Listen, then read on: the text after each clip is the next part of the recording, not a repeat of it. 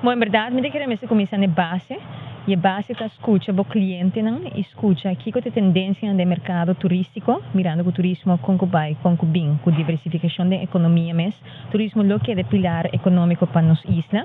E está muito importante para seguir o que está passando e para premiar e antecipar como se desenvolver o produto para assim por acaparar também a clientela de awokaba que está pedindo mais aspecto cultural, experiência único, pero também mais importante ainda é cliente de futuro também. Pois em quadro aí seguro nós de ata a diferente investigação. Nós recentemente trove no mercado de merca. No caso aqui, nós evaluar como nós está posicionando mesmo na parte de value for money a base de diferentes componentes. E vou mirar que parte cultural está vinilando como uma área, nossa score, ora vou comparar com outra destinação, ora vou comparar com a viagem no Caribe, nossa score em como uma área não começa de mais atenção. Pois está confirmar a trove diferentes aspectos que nós mesmos damos atenção. E dentro do quadro aí me te quero com a parte de San Nicolas.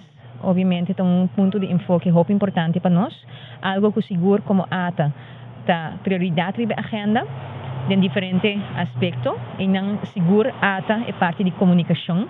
Nós está enfocado muito para San Nicolas em diferentes Desaroyo não com nossa parte de je, botin agora aqui uma oficina de turismo na San Nicolas também, ponto de informação.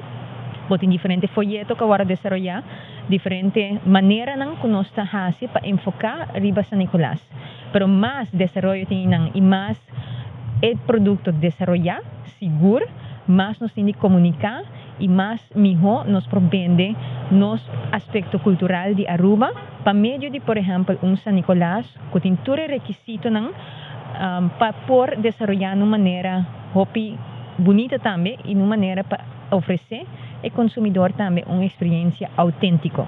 Então, no quadro aí, nós está parte de missão aqui, nós temos enfoque de parte de promover Aruba, pero nós queremos parte também de Desaroyo di San Nicolas também e parte de maneira com ele desarrollar também e zorg para meio de tudo o que nós temos na inteligência, toda a agência internacional, tudo o que nós temos na feedback de consumidor também, para nós assegurar que essa aqui parte de qualquer plano de desenvolvimento ou plano de desenvolvimento que vai seguir agora aqui depois da emissão aqui.